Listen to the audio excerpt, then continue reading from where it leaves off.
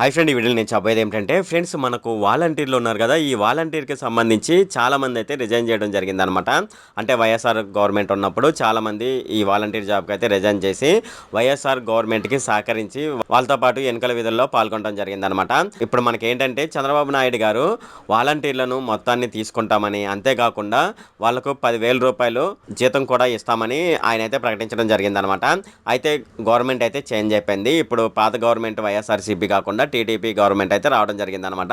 ఈ టీడీపీ గవర్నమెంట్లో చాలా మందికి ఒక డౌట్ అయితే ఉంది. అదేమిటంటే ఈ వాలంటీర్ వ్యవస్థని ఉంచుతారా, తీసివేస్తారా అనేది అయితే చాలా మందికి ఒక డౌట్ అయితే ఉంటుంది. అంతేకాకుండా మనం నిన్న జరిగిన క్యాబినెట్ మీటింగ్లో చూసుకున్నట్లయితే పెన్షన్ పంపిణీ అనేది ఇంతకు ముందు వాలంటీర్ల ద్వారా చేసేవాళ్ళు అనమాట. కానీ ఇప్పుడు సచివాలయ సిబ్బంది ద్వారా పెన్షన్ పంపిణీ చేయాలని క్యాబినెట్ అయితే నిర్ణయం అయితే తీసుకుందనమాట. అయితే ఇప్పుడు చాలా మందికి వాలంటీర్లో ఒక డౌట్ అయితే ఉంది. ఈ వాలంటీర్ జాబ్ అనేది ఉంటుందా, ఊడుతుందా అనేది అయితే చాలా మందికి ఒక డౌట్ అయితే ఉంటుందన్నమాట.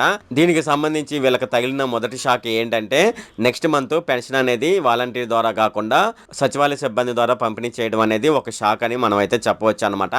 సో అయితే నాకు తెలిసిన విషయం ప్రకారం నేను చెప్పేది ఏంటంటే, ఫస్ట్ ఈ గవర్నమెంట్ ఏం చేస్తుందంటే వైఎస్ఆర్సీపీకి సంబంధించిన జీవో ఉంది కదా, వాలంటీర్కి సంబంధించిన జీవో, ఆ జీవోని అయితే ఫస్ట్ క్యాన్సిల్ చేస్తుంది.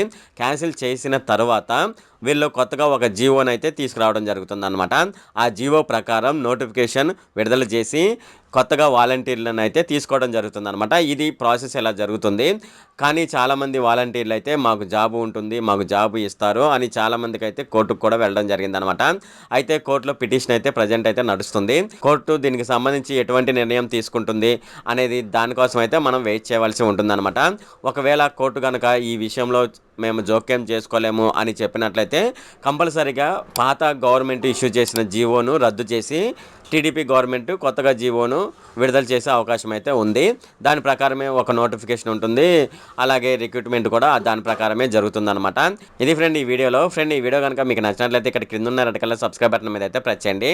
ఇలా మీరు రెడ్ కలర్ సబ్స్క్రైబ్ బటన్ మీద ప్రెస్ చేయడం వల్ల అలాగే ఈ వీడియోని మీ ఫ్రెండ్స్ అండ్ ఫ్యామిలీ మెంబర్స్కి అయితే షేర్ చేయండి. ఈ వీడియో సంబంధించి ఏమైనా కామెంట్లోనే అనుకోండి, నాకు తప్పనిసరిగా కింద ఉన్న కామెంట్ సెక్షన్లో అయితే తెలియజేయండి. ఈ వీడియో అంతే friend. Okay, thank you friend.